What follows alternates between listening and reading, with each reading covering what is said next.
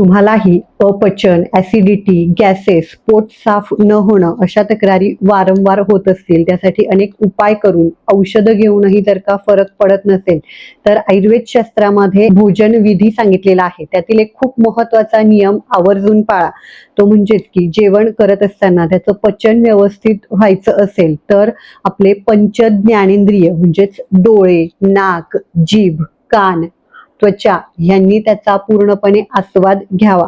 म्हणजे बघा ना, तुम्ही जर का पूर्ण लक्ष अन्नाकडे केंद्रित करून जेवण केलं, तर मेंदूकडे त्याचे सिग्नल जातात की तुम्ही आता काय खाताय आणि काय पचन करायचं आहे. त्यानुसार मेंदूकडून पोटाकडे, जठराकडे जे स्नायू आहेत तिथे वेगस नर्व जोडलेली असते. गट ब्रेन ॲक्सिस म्हणजे आपल्या मेंदूचं डायरेक्ट कनेक्शन हे पोटाशी असतं. वेगस नर्वद्वारे हे सिग्नल पोहोचवले जातात. तिथे पाचक स्राव, डायजेस्टिव्ह एन्झाईम सिक्रीट केले जातात आणि मग अन्नाचं पचन होतं.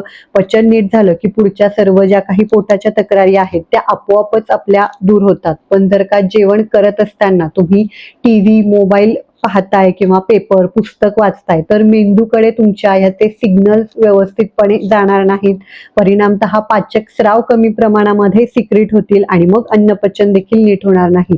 तर हा नियम सर्वांनी आवर्जून पाळाच. कुठलीही महागडी गोळ्या, औषधं, ट्रीटमेंट घेण्याआधी एकदा नक्की ट्राय करून पहा.